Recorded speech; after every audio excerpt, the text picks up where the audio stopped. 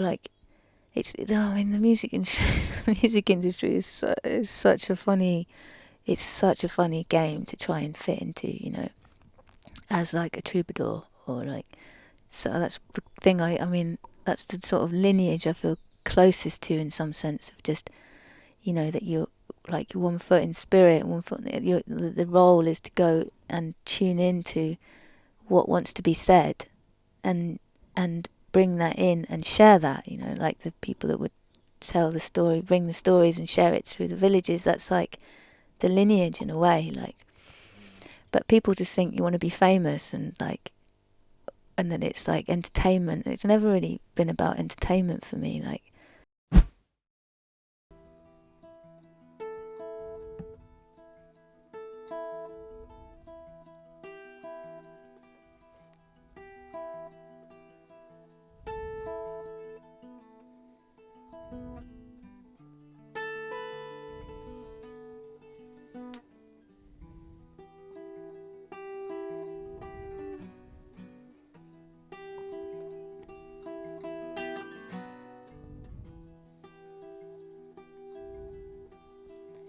I met an old woman today, painted red, red as the clay on the ground.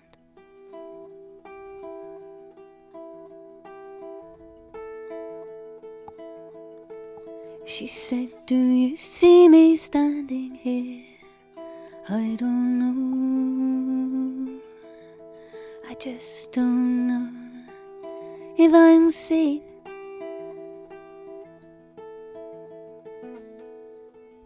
I say yes, I see you so clearly, each of my bones, but I hold your gaze. Ooh, ooh, ooh.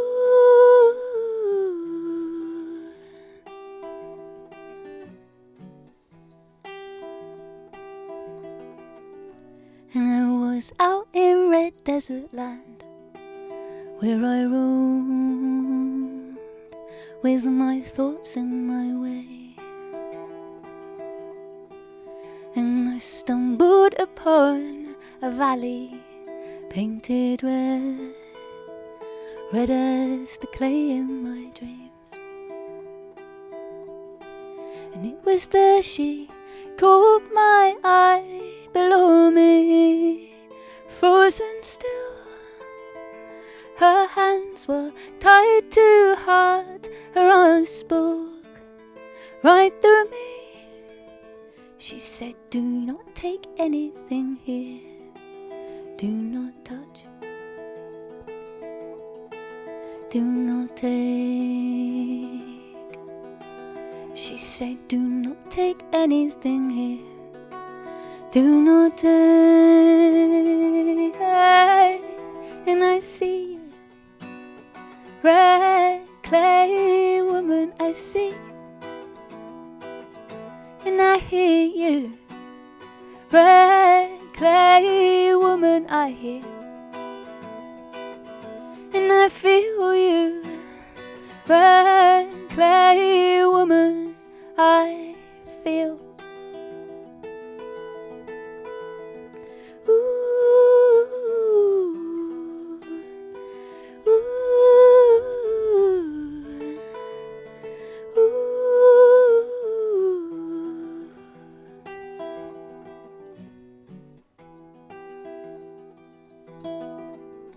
And it was just an hour ago, I had found a piece of old clay pot on the ground.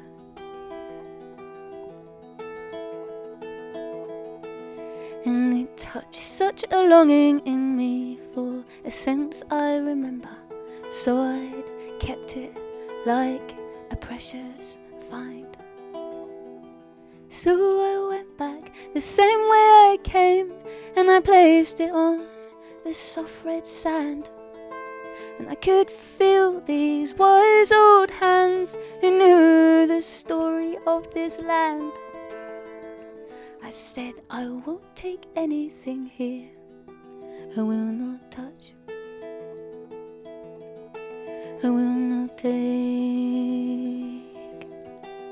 I said I won't take anything here, I will not take.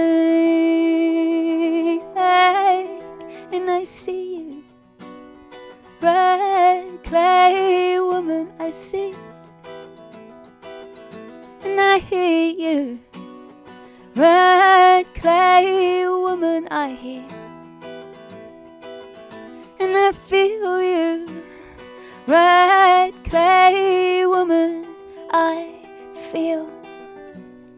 Woman, I feel. Yada, yada, yada, yada, yada, yada, yada,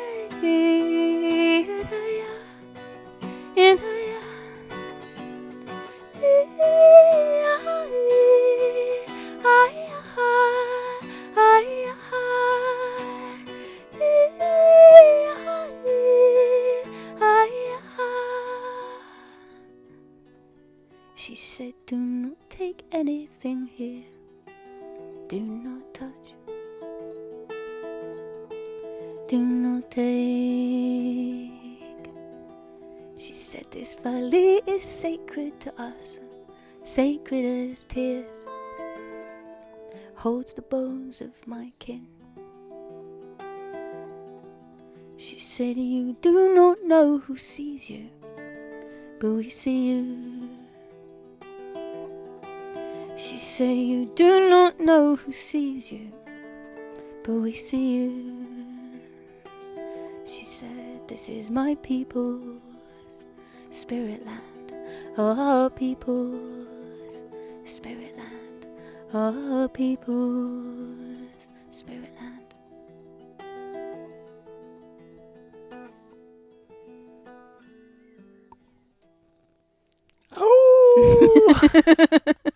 Oh! Walls will think we're trying to communicate. That was amazing. Thank It's you. those last lines. Wow. Oh, it's nice to sing that song. Yeah, beautiful. Thank you.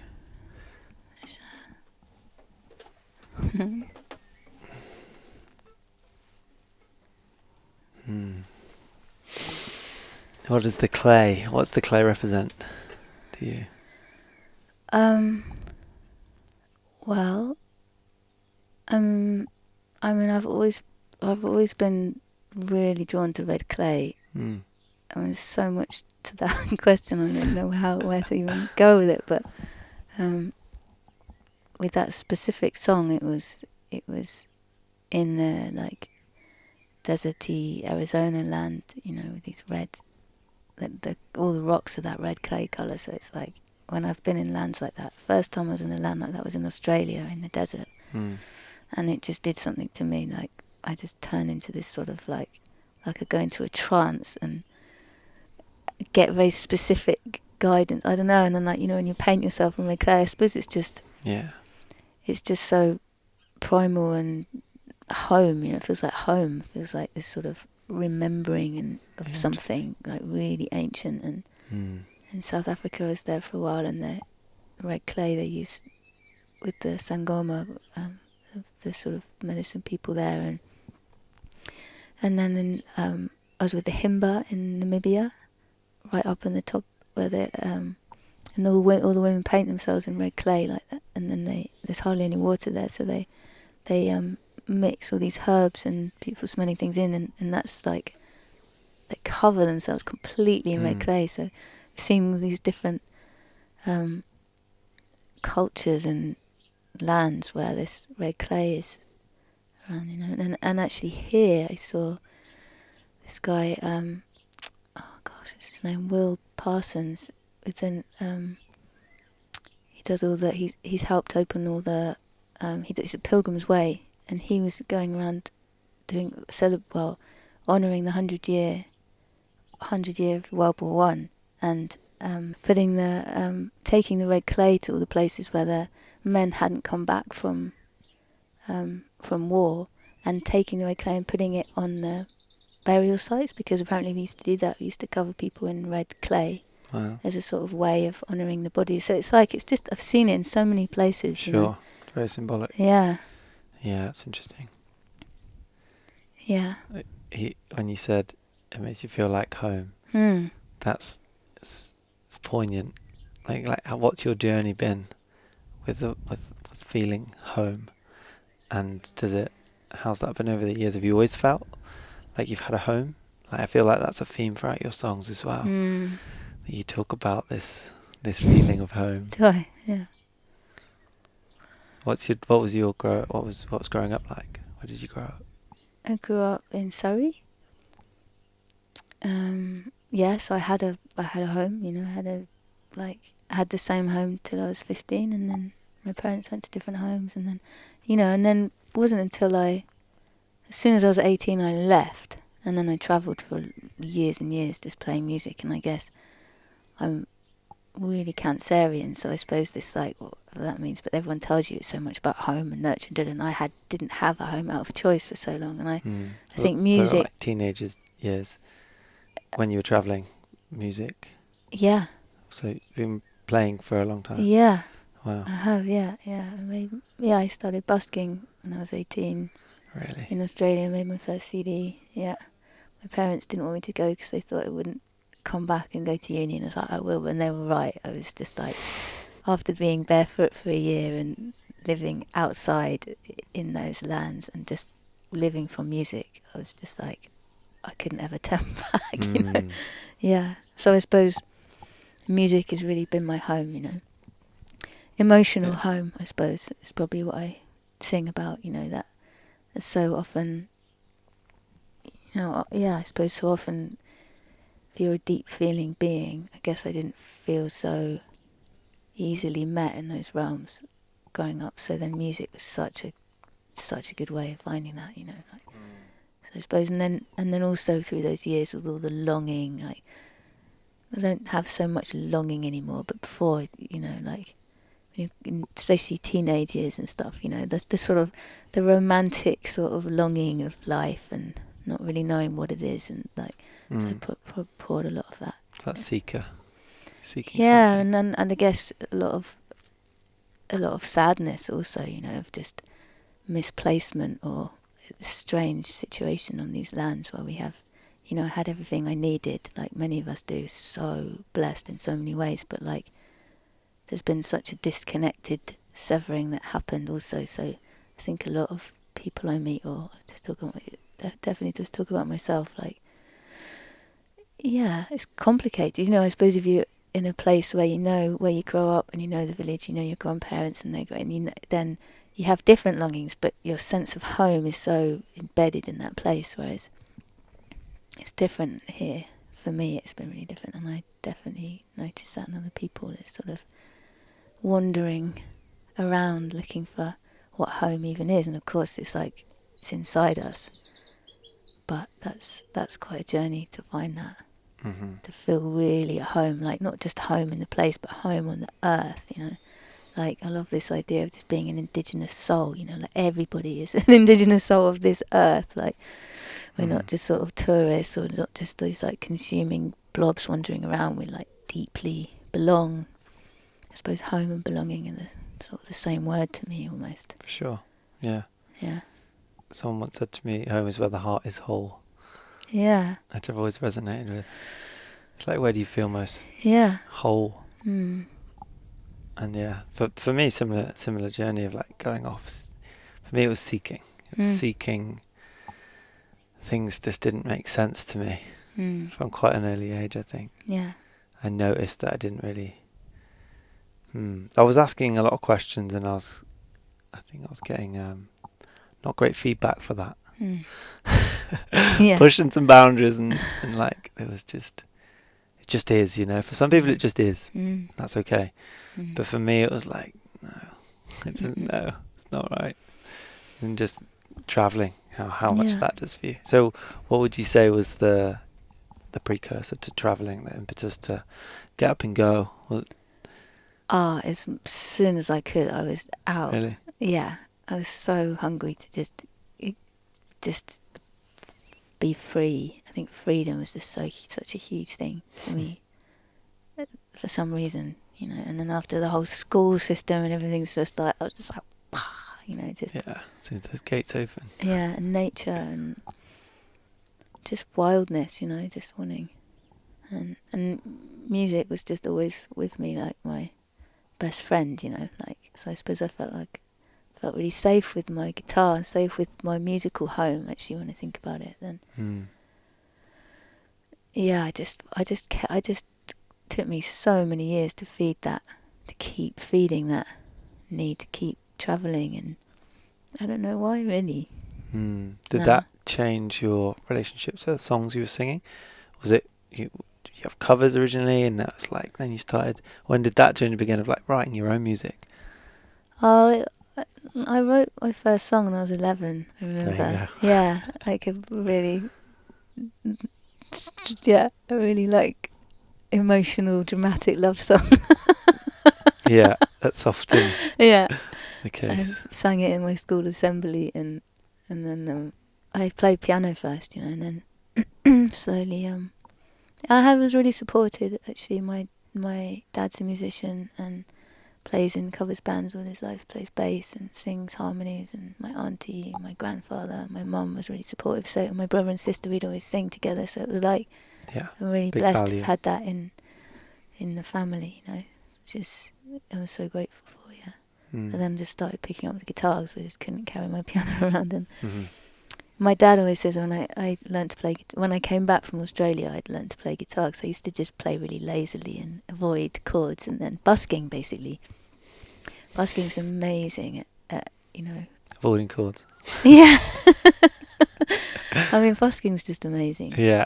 It's such a... It's real, like, beautiful culture. It's like, it adds so much to culture. Yeah.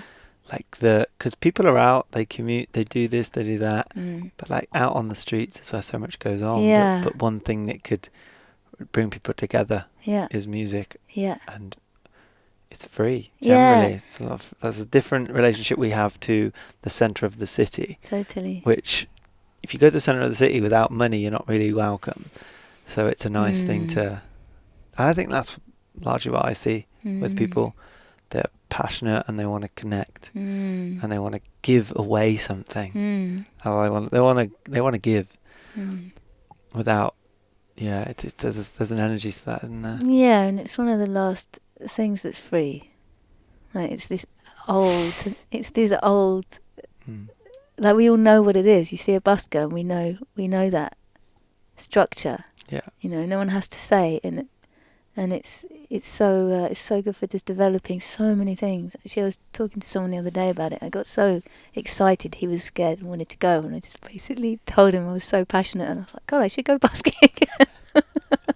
Because it's, you know, I want to, actually, because there's something about it teaches you so much, you know, and the fact that you can just be, you're just a soundtrack for people, you know, and you can watch so much, you know, you see the people coming, and there's a point where the music touches them, and then whatever happens in that period before it stops touching them again, there's this platform, you know, and the amount of magic that happens in that space is so interesting, you know. And things you wouldn't expect, and songs that touch people that you wouldn't think of, or silly little things you do suddenly, you know, people that stand far away, or kids that just come and it's such a playground for the mystical elemental space to, you know. Yeah, to play. Yeah, to be reminded that there's magic. Yeah. Yeah, I think travelling, I was always on the hunt for live music. It was something I reconnected with when I travelled. I was always like, where's the music? It was always, because it is around when you go on the travelling circuits, I guess, of like backpackers, hostels, and it's just always there. Yeah, fascinating. Beautiful. And the process of songwriting, has that deepened over time? When do you notice it flourishing? in your life when you are in certain environments or with certain people or you know, follow certain threads? Like where does it come out more stronger? Yeah, I don't even know. You just don't overthink it. No, it's like it's such a relationship. It's like I was thinking about it today. I was thinking like songwriting and music, just actually living as a music, as a musician, whatever that means, but as in my living and one of the main things in my life. I was thinking, oh yeah, it's like being in a 20-year relationship, I imagine. I've never been in a 20-year relationship, like beloved relationship, but when I see what it takes to be in a relationship and I see the journey that I've had with music, it's like, the honeymoon period is far away, and it's like as the years go by and all the like the importance for me to keep checking in, like, is this actually something that I still want to do, and is it still feeding me, and how to feed it and how to nurture it, and when I get lazy with it, and it's like this living thing. And so with songwriting, there's no real structure to it. I suppose I've definitely noticed that having a phone really doesn't help it. All the social media and all the like endless emails and all the messages and the Instagrams and all the stuff we're supposed to do, like just keeping up with all that doesn't really feed the songwriting, So it'd be great for me if I didn't have a phone for a while. That would be the best thing for me to do, take myself off in nature and, and actually just, all that space that gets taken up often with the phone. I've really noticed that has been quite detrimental to it, But yeah, for years I would go through this period of being like, oh, that's it, I'm never going to be able to write a song again, like whenever there was a dip, and like the fear and the terror of that, and then it would come back and I'd be like, and then that's happened so often that I'm not scared anymore. I know that it's not like it ever goes away, and you can take 20 years to write a song or 10 minutes, actually. You can, like, they're so, it's just so wild, and yeah, so it's really hard to really answer specifically because it's... Well, I think that may be a superpower, that it's sometimes hard to put your finger on it. Yeah. Because if you overthink and know your specific way of working, no. then you'll be like, well, that's how I work. And then it might, but it's more... It's changed so much. It's intuitive and it changes. And you're not attached to any certain one way of, no. well, I know I need to do this in the morning and then this, to be able to be in the position like, right, now I can write. No. I wish I had a little bit more of that structure, to be honest. I haven't got any of that, so it'd be nice to have a couple of % of it, but whatever, we can't change ourselves. It's more just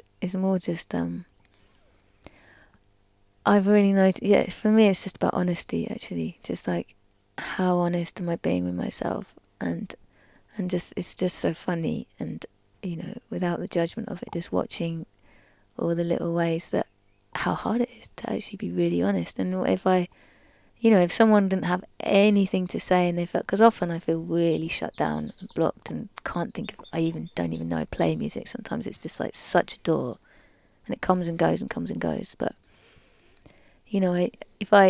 and I've started holding workshops and stuff in this subject because I've explored it for so long, the spirit of creativity, and so many people feel there's so much pain around that, and I had so much pain around it, the expressing, the joy of expressing, and also the awkwardness and pain of it, and there's so much there in those fields. So I suppose, it's just, if I sat and was really honest deeply to myself about the pain of feeling so shut down, there's a really good song, There's always, and it's not that you need to get a song, but there's the expression, isn't it? It's just going in, and the commitment to doing that is what is actually really like, the commitment I need to have to myself, and I think that's it really, actually. It's just honesty, and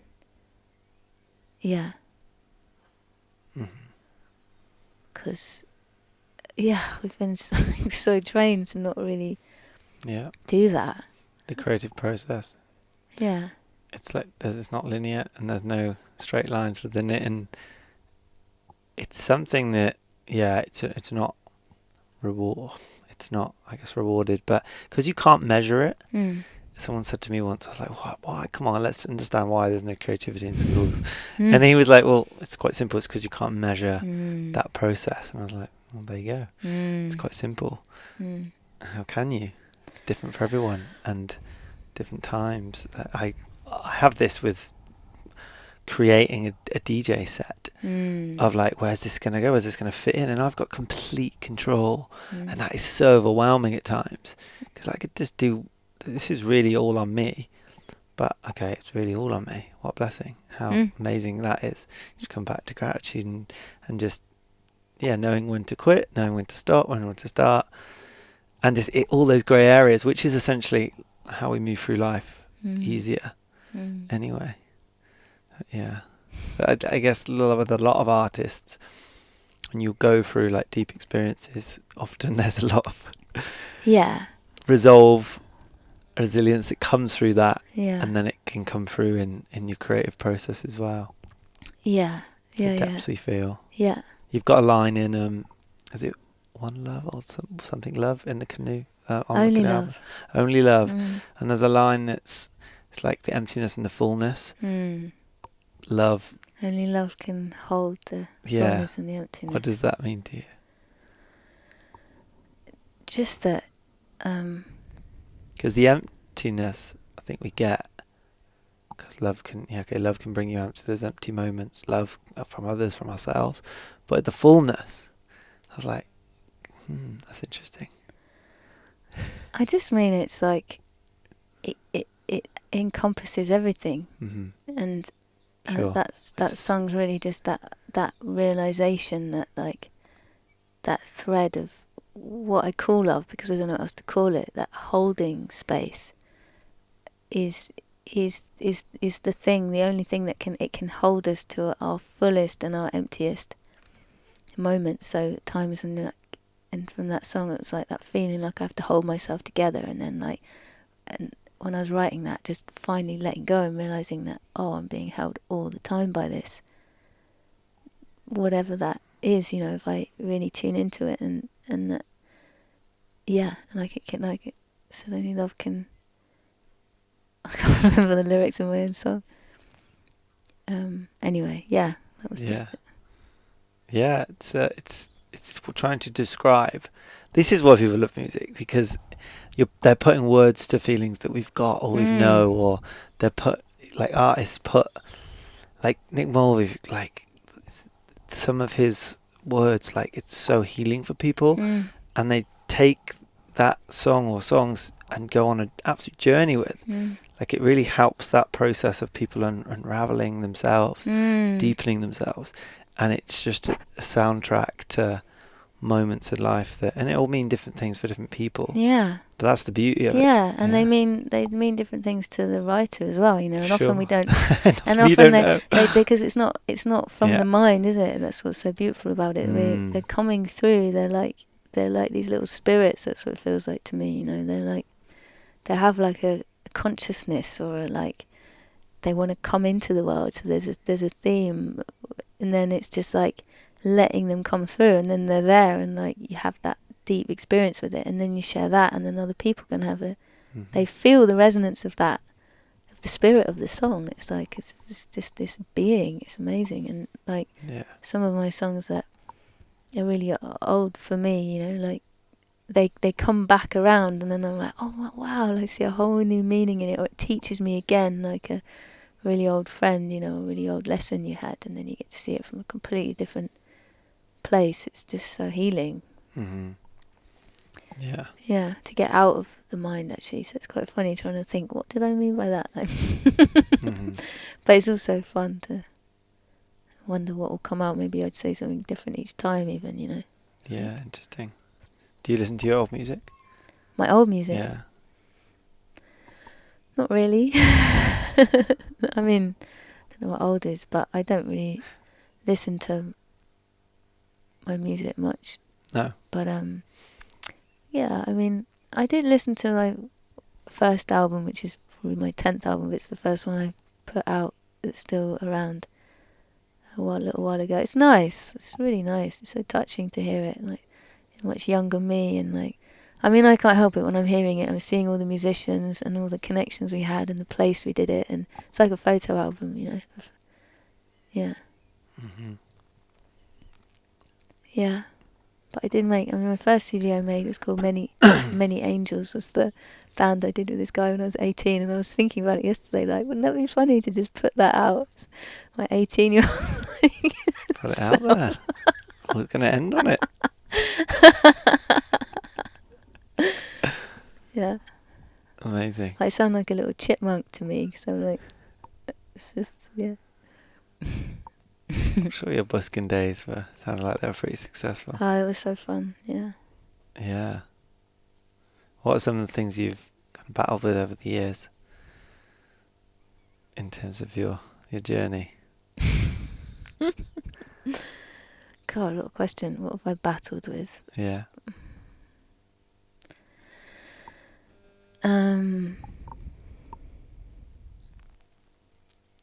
Well, yeah, well, in the I suppose this weird, I've been saying to people recently that feels like the best thing for me is that I feel like I have a deer living inside me. And like I have a wolf and a tiger and all these other animals that's like rah, out there, but there's this like really shy, timid deer, you know, that I have had to meet all through my life doing music. So it's not like I'm naturally like extrovert. So I suppose that's been pretty confusing, you know, being like super quite sensitive creature, or at least have a very sensitive creature inside me, and then put myself on stage, and that's been really painful, you know, like really painful. Like through the years I've learned about trauma, and I learned about the roots of why it was so difficult, but for years I didn't understand why. Like I used to feel like just so much like disgust and shame and horribleness once I'd expressed myself. So I'd feel the total joy of having music pouring through me and singing from my heart, and then yeah, the total opposite, just this like awfulness of being way too much. I guess that's the title, like don't be too much, don't show off, who do you think you are, blah blah blah, whatever. All the inner critic can have a field day in that place, but really it was just, you know, feeling like, in a way I'd be feeling like I was sort of begging for life on stage, you know.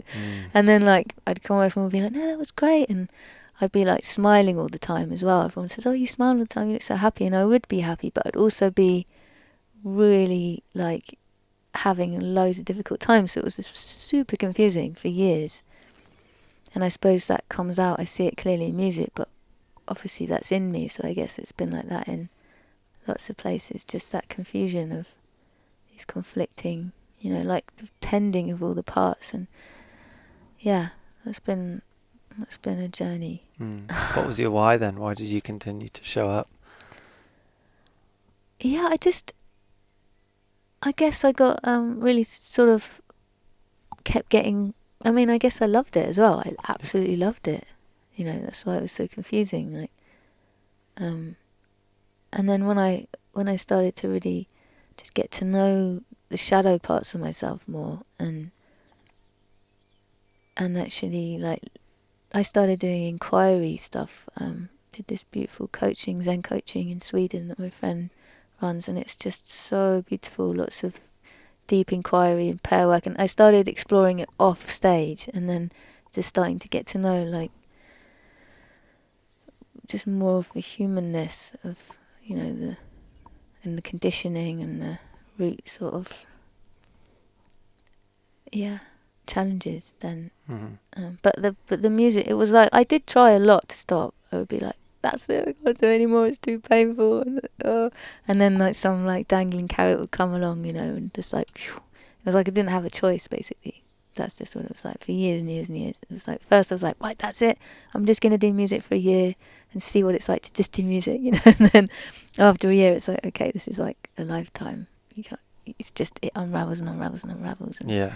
and it kept growing me and challenging me in the best ways. I guess like growth is it's always been such a huge value for me, you know. So it was growing me and shaping me and challenging me, but also feeding me so much. So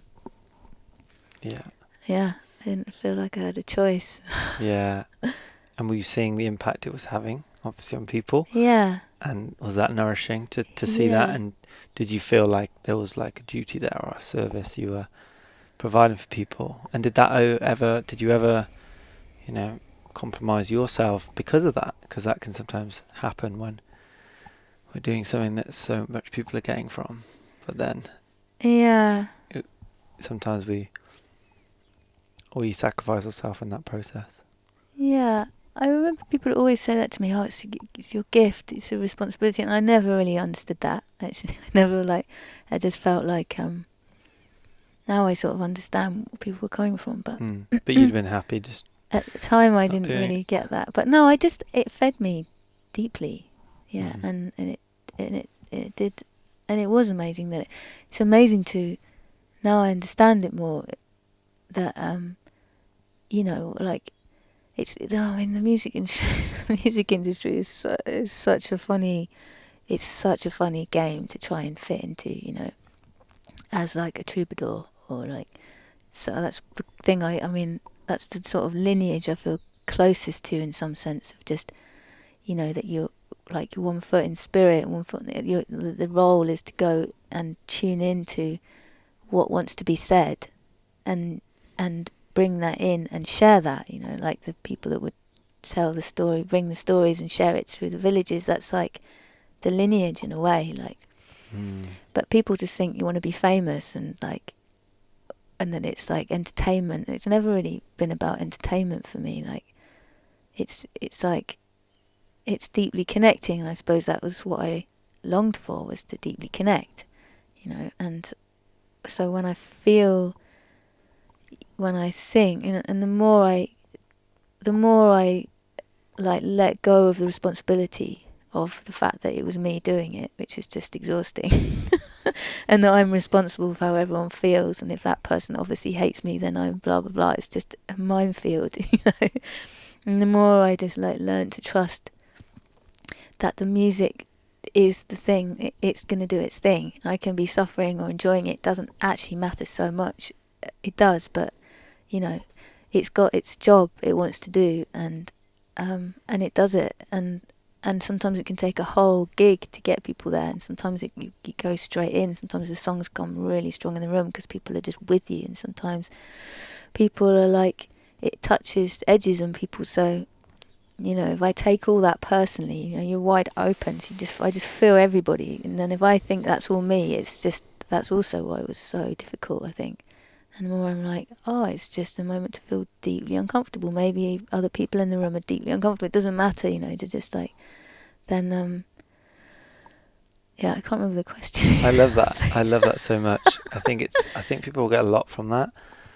And like, it's you speaking your song, but also other people's songs. Yeah. You know, it's like you're speaking about things that have been spoken before, let's say.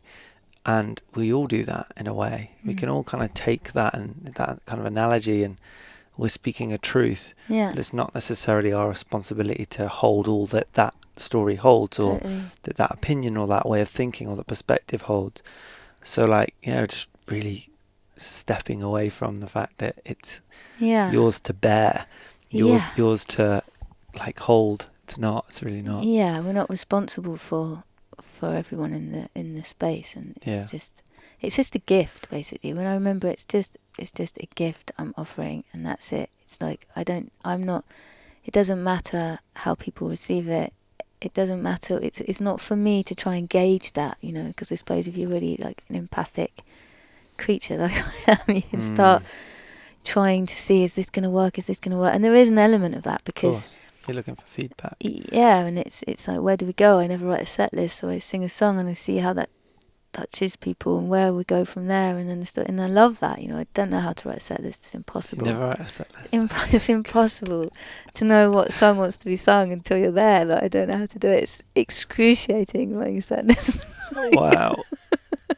I've had to do it sometimes with bands and stuff, but I just like, oh, it's so difficult. because No bands anymore. yeah.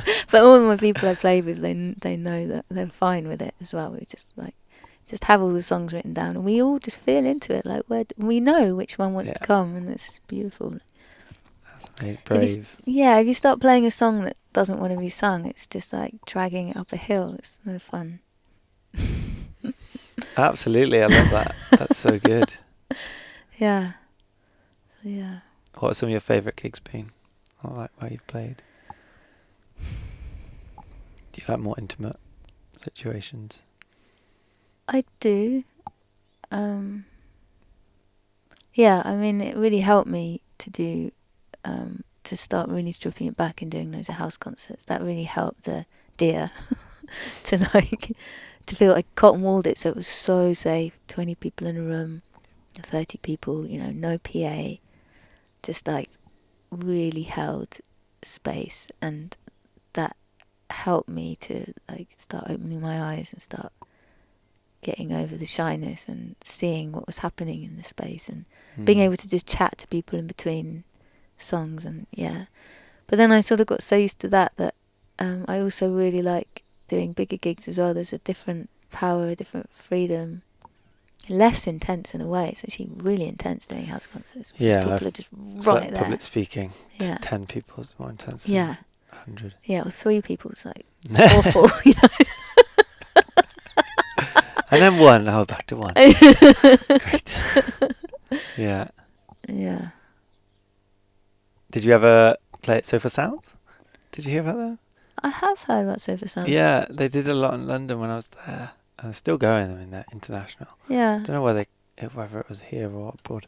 Probably America, maybe. But people used to rent out their living rooms for the evening. Yeah. And artists would come and play. Yeah.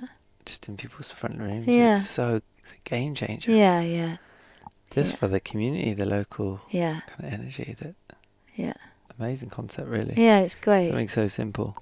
Yeah, it's great. I've done whole tours like that. I did 16, this is ridiculous, I did 16 house concerts in 18 days once in Holland. It was insane. How did you organise that with people? I played at this festival. You met 15 people. I played this festival, and this friend of mine said, "Why don't you just announce that you want to do some house concerts, and say put it on the notice board if anyone wants to give you their email." And then, like the next day, it was full of emails, and then I started mapping it out and finding out. I mean, it's quite a job, but it's beautiful. My friend helped me, and then and I wasn't going to do that many, but then some people had said maybe, and then yes, and then they all got filled. And it was like, wow, it was crazy. It was complete, and I was doing it for the water. So I was doing I took some water from the first place, and then got to someone's house. So I'd arrive at people's house, have dinner with them, meet them, set up a little water shrine with them, which was really sweet. And then everyone would come, and then go to bed, have breakfast with them the next day, go to the train station, go to the next people, have dinner with them, set up the water shrine, pour the water from the last place into that. And then went, just handed from house to house. And then I had 2 days off, and then the 2 days off I got really sick. Did you drink the water? And I stayed at this beautiful woman's house we've never met. She's a really good friend of mine now, and then carried on. And you meet, it's such a lovely way to meet people. Yeah. And then we were just talking about cycling, right? Cycling from London to Istanbul, stayed with people the whole way because it was so cold. I did it in the winter, never do that. And it was like couch surfing, but for cyclists. There's a website called Warm Showers. Different kind of warm showers. And it was going from place to place, just, you're there. And you're so vulnerable because you're on a bike with all your stuff. Like, you're clearly bikepacking. And just very different remote parts of Europe. But just being in people's company changes the way you perceive the world. Because we grow up with this very newspaper kind of narrative, and that was the biggest thing for traveling with me. It's like, the world is not as crazy or as scary as the newspapers suggest, or your parents suggest. People, it's like I love that when the middleman is cut aside and you know, there's lots of that going on now. Actually, I mean, it's Mm-hmm. one blessing with the internet, I reckon, and all that. There's, you know, of just like the connectedness that can happen, and just strangers, just what they share with each other, and like trading houses and all that sort of stuff people do, and it's just like something really beautiful about that. Yeah, amazing. Do you have a mission in life? Do you have like a clear? Do I have a mission in life? Do you plan ahead? What's your do you have a dream? I'm going to become an accountant, I think. Okay, yeah, works. Yeah. Take your guitar though. A spiritual accountant. Very expensive.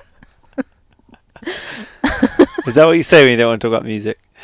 They tell people sometimes I'm an accountant for fun. Yeah. That's 'cause, and then when they don't know me, they don't get the joke. That's quite And fun. then next minute you're on stage singing. Yeah, it's nice to be moving more into. I mean, I've been doing this for a long time now, and I do wonder, like, you know, how much of me is just in my safe, like, place, and it's just so important to keep tuning into that relationship, actually, and making sure that I'm, you know, not just like doing the motions or whatever. Mm. And I'm at that point at the moment, I guess it's not that I'm gonna stop playing music ever, but it's just like, yeah, it's just so important to keep pushing myself and being brave, and I'm more and more like drawn to. I've just done a holistic voice therapy training that I just finished, and that was just so fun, because like the therapeutic side of music is, and therapeutic side of life is something I've always been so passionate about, and it's helped me so much, like humanness and why we do the things we do, and yeah, so that feels like I'm doing a lot of workshops this summer at festivals and things, and that feels amazing to just be supporting people in these places, you know, because so many people come and tell me they long to sing or this and that, and it's like, it's just it's been amazing, just showing people what we can do with the voice, you know, just sounding and expression through that, and not getting away from the whole like singing a song, because that's almost just the byproduct. Like the song is a mystical, magical thing. It's not that I want to let go of that, but it's really nice for me to be putting that down, you know, a bit like having the guitar with me. It becomes my safety blanket. It's just like, and then singing a song can be like that, you know, you can go down the same path singing the same song, and your voice is really like warmed up in that way, but there's this whole world of, you know, of things to explore. So it's really important for me to do that, and to just support. I just want to support other people with that, with just being, Activating their voice. Yeah. Because I feel at some point, and everyone can relate to this, some point someone told you you can or you can't sing. Yeah, exactly. And it's like, well, that's just not true. Yeah. So one thing I'll bring in here, Kate Lister, she's in a band and she does voice kind of therapy type stuff, but workshop stuff. She works with Tony. She worked with on the 100 Human Experience this weekend, and she holds a workshop on like voice activation. And she had us talking to trees, not using words, and really like embodying the sound, going around the room of 100 people making a sound, and then we all imitate it. And the difference after that is so, you can feel it in the air. It's like everyone speaks, there's just a depth to their voice, or like some sort of energy wrapped around how they speak. After that workshop, when everyone's been humming for 20 minutes in an om bath type, you know, like it's something. It's vibration. It's breath as well, right? How important the breath is when you sing. Because it changes, and it's like a deepening of how deep you breathe. Totally. And you have to, right? Totally. And like, just I really feel for people, you know, someone's 50 or whatever, 60 or doesn't matter, but just like, you know, they look at me with these eyes like, oh, I got told to shut up when I was 5 and I never really sung, and like, I long to do it. And I was like, let's go, you know, let's do it. You know, I just have such a passion to be like, you've got this, you know, it's your most intimate sound in you, our voices, and like we've just been so conditioned with this whole like, yeah, someone's a singer and someone's not, and it just can help people so much. Just humming, you know, even just inviting people to just Humming's a hum. good one.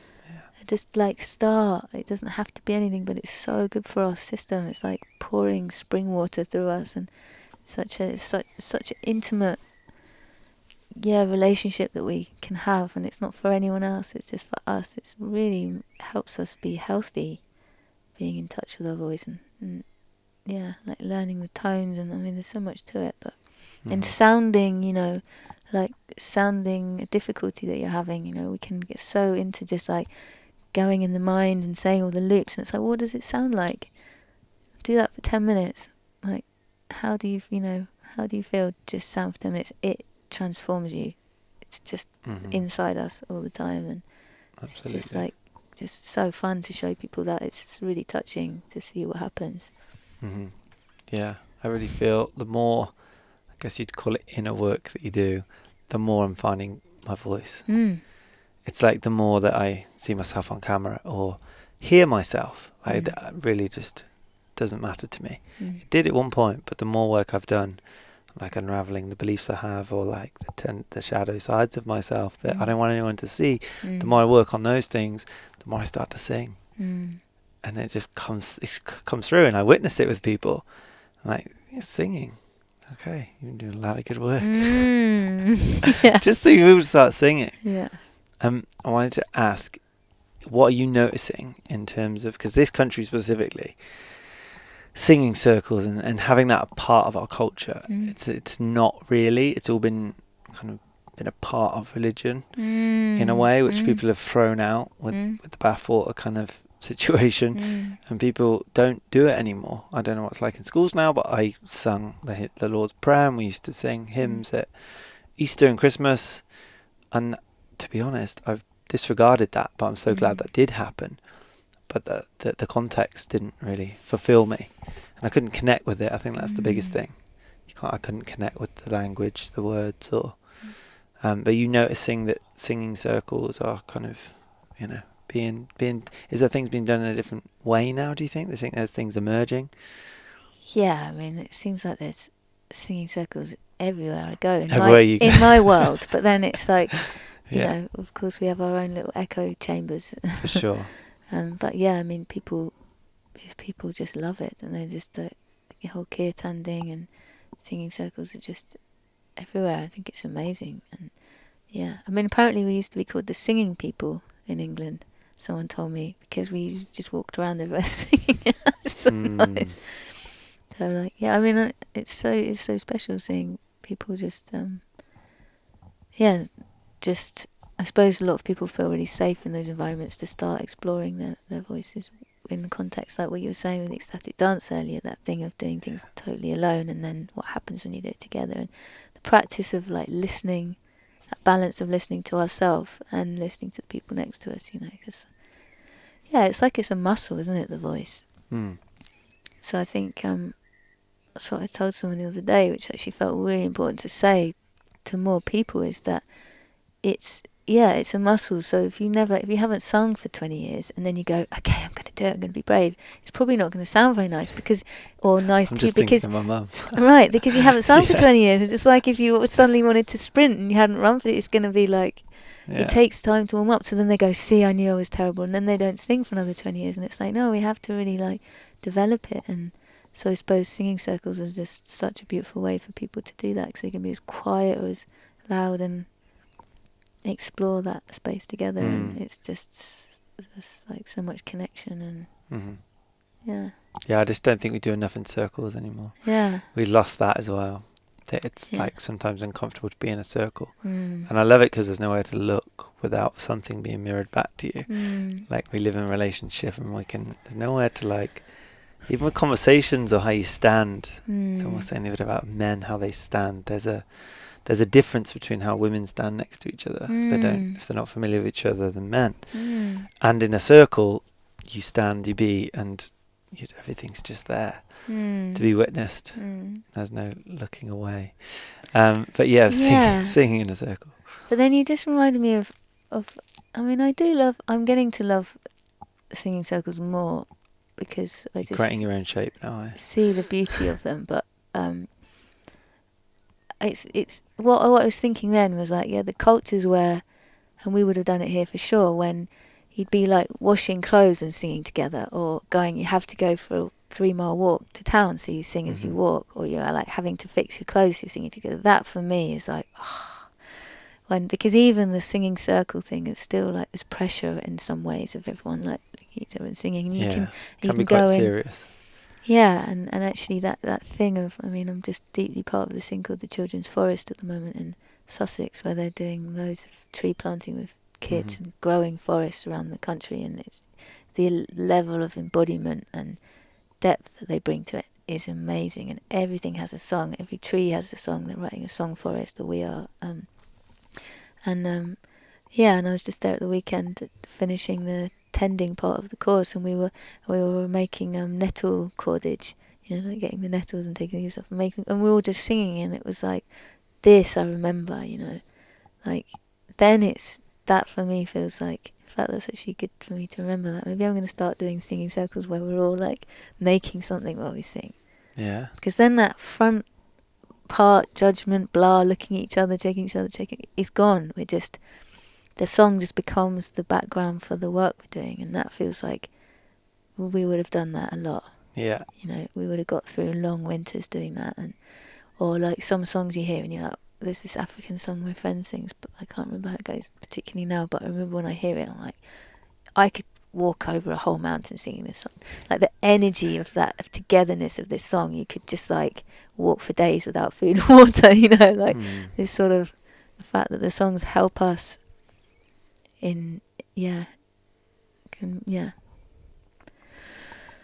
that's good. I'm inspired about that. Yeah, send it me. I'll play it at the end of the podcast. Okay. If it's a song out there. Yeah. Okay. I've been doing that on the sly, just playing music at the end. I shared one of your songs in June, I think. Did you? March. Oh. Yeah. What other things are you involved in terms of music or forestry? Like what I have else? to do this again. Yeah. It's quite intense, this, isn't it? Like talking thing. Oh my god, I don't know anything. This is gonna make all of your like big performances so much easier. I don't know anything. You can ask me questions. You should just take the rounds. You can fire some back. It's okay. I know. I just have to like. It's alright. It's just my inner deer. Just have to tell it it's okay. It's fine. Deer needs some sleep. Yeah. Yeah. I don't remember what you asked. What did you ask? What any other things you're involved in? I'll talk for a bit. Sam Lee changed a few things for me. When I heard him saying, speak and sing and do his folk thing at Primal Gathering. And initially it really, if it was triggered me, if that's the right word, but I heard it and I was like, really not sure about this or how I feel. And then, because we were there for I was there for 10 days, I got to know Sam, kind of connected with him, and then he left, and I was like, I couldn't stop thinking about him. And he has that effect on people, I know, but it was something around just speaking in a rhythm and a very old energy, because he's done a lot of that, he's experienced a lot of that, spent time with that, and it was really beneficial to something that I've just never considered for a long time. But it's wow, yeah, deepens the experience of why we're here and what we're a part of more than anything. What does speaking slower? His singing folk song. His folk songs. Yeah, just the few that he shared. Yeah, and I know he does a lot. But yeah, his music and the way he speaks to it and about it. It's very carrying that torch of olden days. Yeah. And it's just beautiful. I've just never experienced it that. Yeah, it's powerful. Yeah. Yeah. I actually did a Nest Collective thing with him last year, was it the year before? It was a thing you could apply for as a musician. Okay. And few people sent it to me, and I was like, oh, just go for it, you know. And I got a place. There was only 10 people, 10 musicians in this, was it Hawkwood? Yeah, in Stroud. Mm-hmm.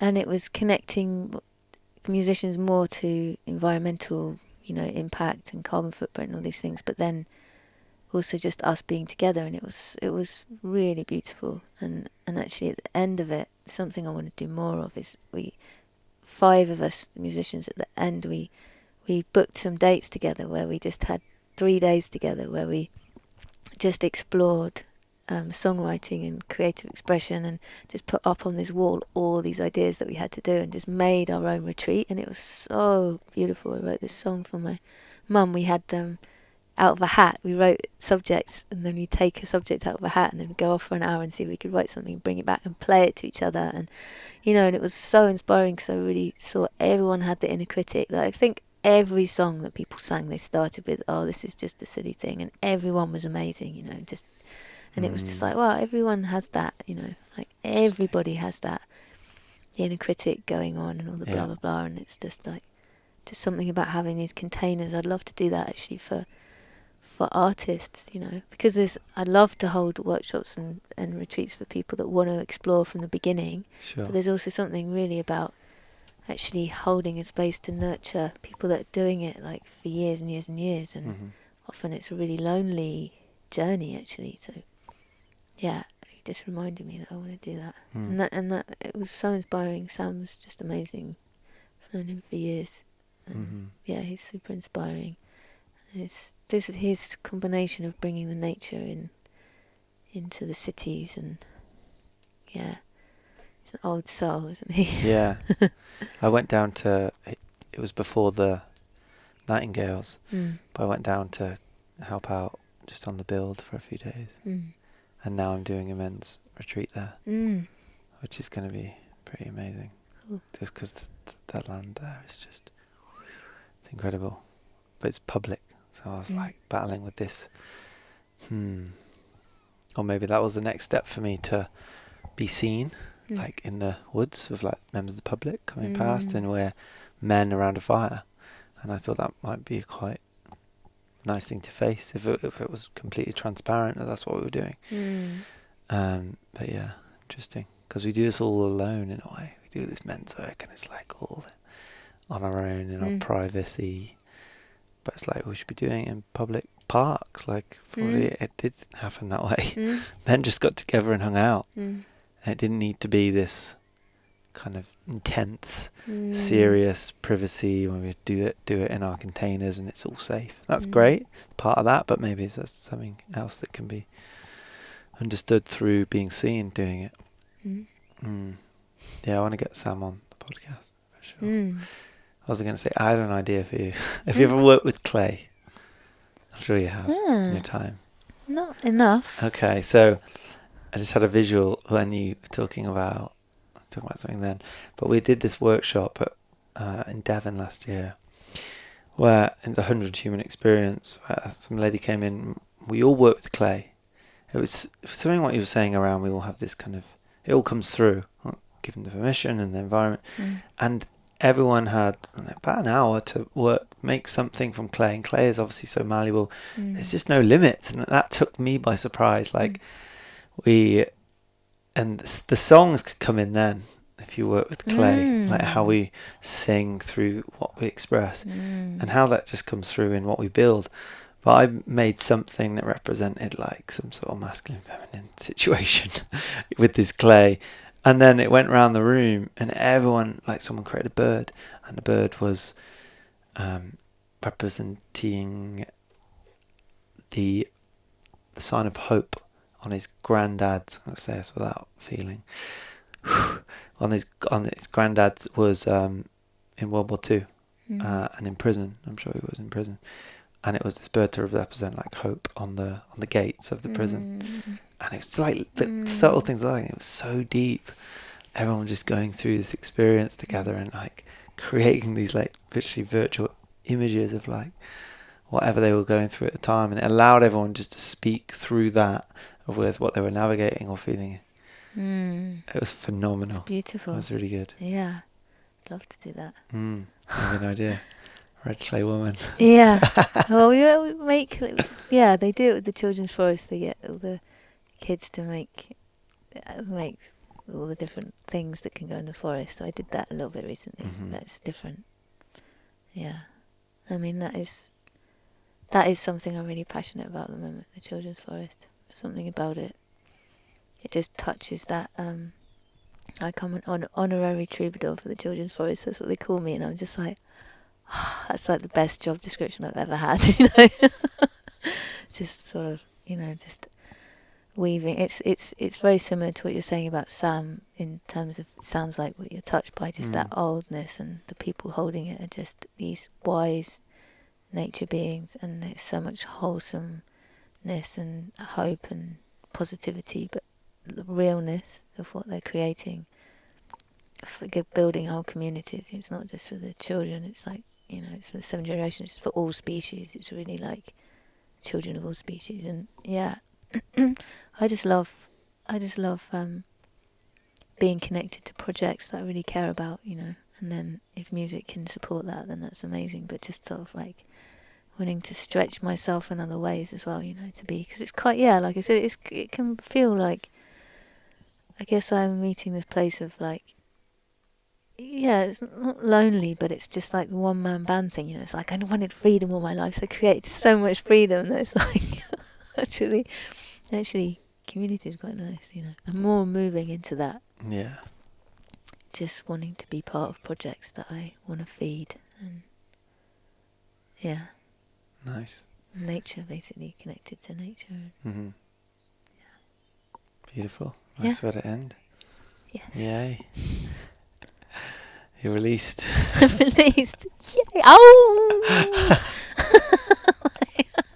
Just like gallop out the door. The deer can rest. That's so Deer funny. can rest. Oh. It's such a beautiful image.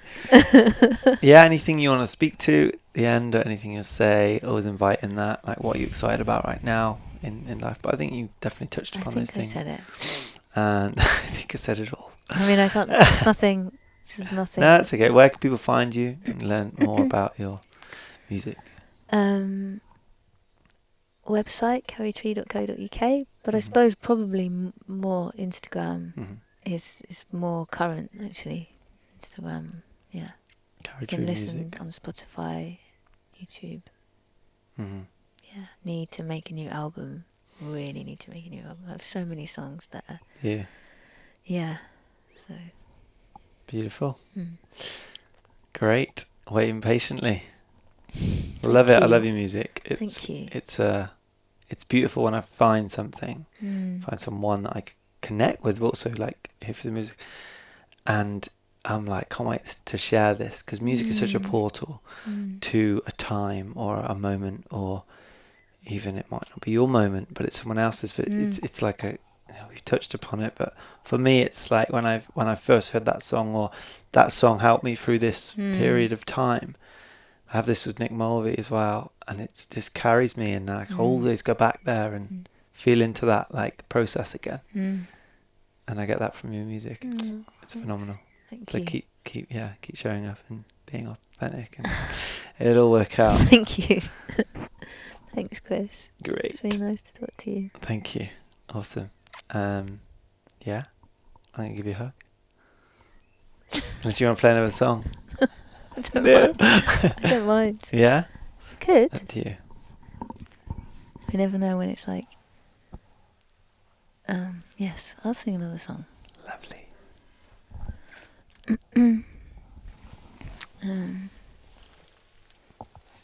That's just what song, that's the thing.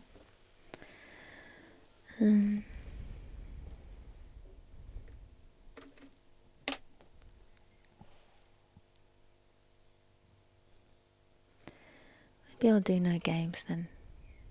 This is a new song. I haven't recorded it yet. It's been around a little while, but I really need to record it. Well, I've half recorded it. Whatever that means. It's on its way.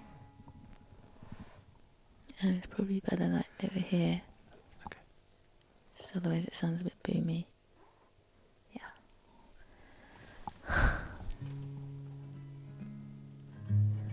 So yeah, this is no games, and it's just it was written at this point of really wanting to just make a commitment with myself to stop playing games.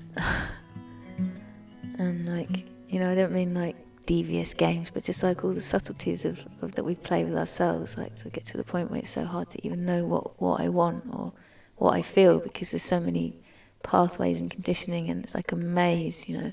So it's just like, God, just how did it get so complicated inside?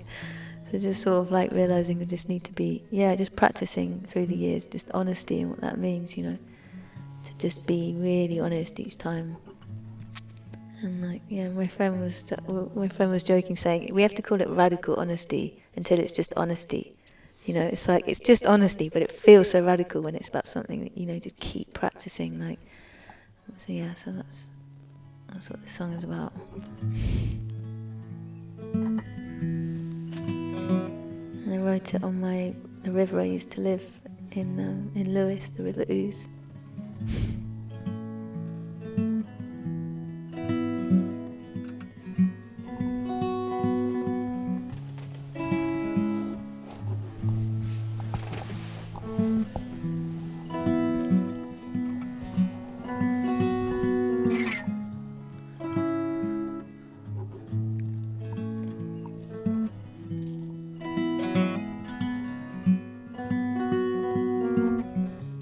No games, just as I am, not as I try.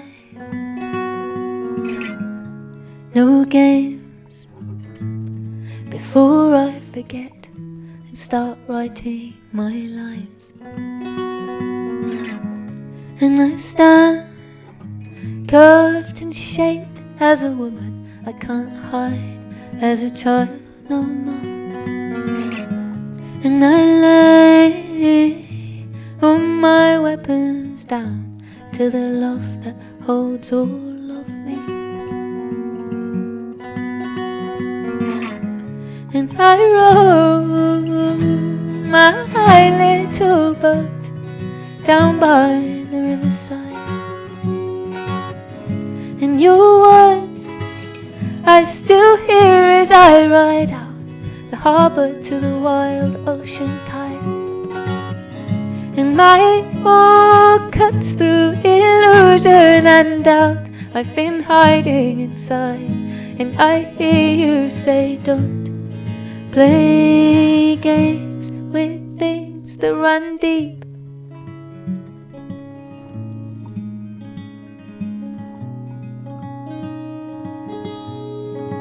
And this runs deep, my love, it runs deep.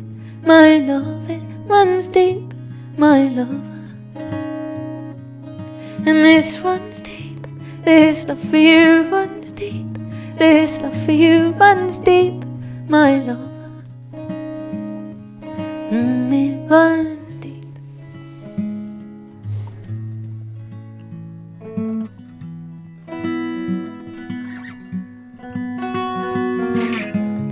No games, unbind me, I'm done. I forgive the mess I made.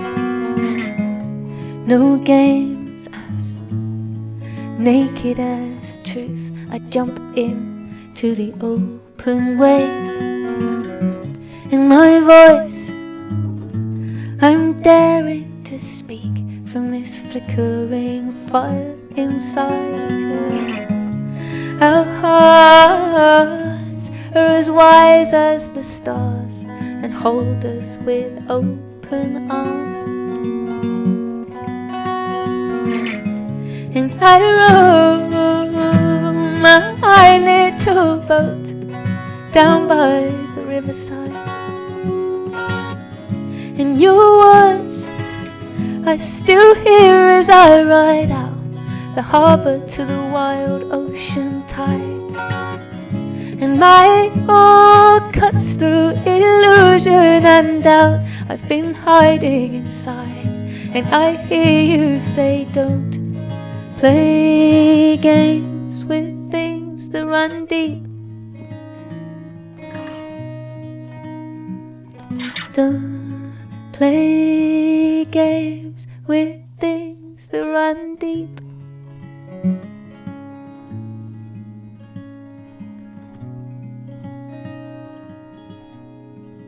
And this runs deep, my love, it runs deep.